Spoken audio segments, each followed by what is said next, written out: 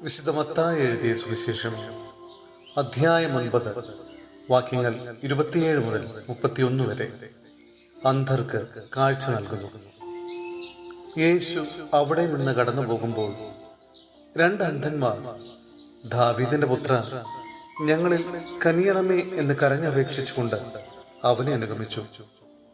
അവൻ ഭവനത്തിലെത്തിയപ്പോൾ ആ അന്ധന്മാർ അവന്റെ സമീപം ചെന്നു.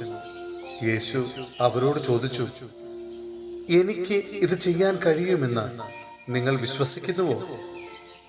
ഉവ്വ് കർത്താവേ എന്ന് അവർ മറുപടി പറഞ്ഞു. നിങ്ങളുടെ വിശ്വാസം പോലെ നിങ്ങൾക്ക് ഭവിക്കട്ടെ എന്ന് പറഞ്ഞുകൊണ്ട് അവൻ അവരുടെ കണ്ണുകളിൽ സ്പർശിച്ചു. അവരുടെ കണ്ണുകൾ തുറന്നു. ഇത് ആരും അറിയാനിടയാകരുത് എന്ന് യേശു അവരോട് കർശനമായി നിർദ്ദേശിച്ചു. എന്നാൽ അവർ പോയി അവന്റെ കീർത്തി നാടെങ്ങും പരത്തി.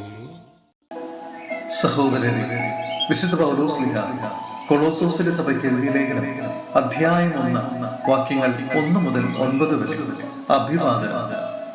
ദൈവഹിതമനുസരിച്ച് യേശുക്രിസ്തുവിന്റെ അപ്പോസ്തലനായ പൗലോസും സഹോദരനായ തിമോത്തിയോസും കൂടെ ക്രിസ്തുവിൽ വിശുദ്ധരും വിശ്വാസികളുമായ കൊളോസോസിലെ സഹോദരർക്ക് എഴുതുന്നത്, നമ്മുടെ പിതാവായ ദൈവത്തിൽ നിന്ന് നിങ്ങൾക്ക് കൃപയും സമാധാനവും കൃതജ്ഞതയും പ്രാർത്ഥനയും.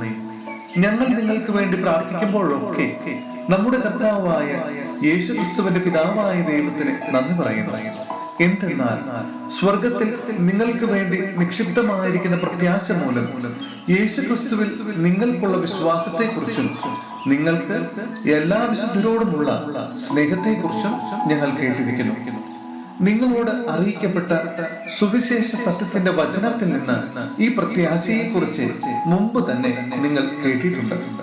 നിങ്ങൾ സുവിശേഷം ശ്രവിക്കുകയും സത്യത്തിൽ ദൈവത്തിന്റെ കൃപ പൂർണ്ണമായി മനസ്സിലാക്കുകയും ചെയ്ത നാൾ മുതൽ ലോകത്തിൽ എല്ലായിടത്തും എന്ന പോലെ നിങ്ങളുടെ ഇടയിലും അത് വളരുകയും ഫലം പുറപ്പെടുവിക്കുകയും ചെയ്തുകൊണ്ടിരിക്കുന്നു. ഞങ്ങളുടെ പ്രിയപ്പെട്ട സഹശുശ്രൂഷകൻ എപ്പഫ്രാസിൽ നിന്നാണല്ലോ നിങ്ങൾ ഇത് ഗ്രഹിച്ചത്. നിങ്ങൾക്ക് വേണ്ടിയുള്ള ക്രിസ്തുവിന്റെ വിശ്വസ്തനായ ശുശ്രൂഷകനാണ് അവൻ. ആത്മാവിലുള്ള നിങ്ങളുടെ സ്നേഹത്തെ കുറിച്ച് അവൻ ഞങ്ങളോട് പറഞ്ഞിട്ടുണ്ട്. ക്രിസ്തു സൃഷ്ടിയുടെ മകുടം. തന്മൂലം അതേക്കുറിച്ച് കേട്ട നാൾ മുതൽ നിങ്ങൾക്ക് വേണ്ടി പ്രാർത്ഥിക്കുന്നതിൽ നിന്ന് ഞങ്ങൾ വിരമിച്ചിട്ടില്ല.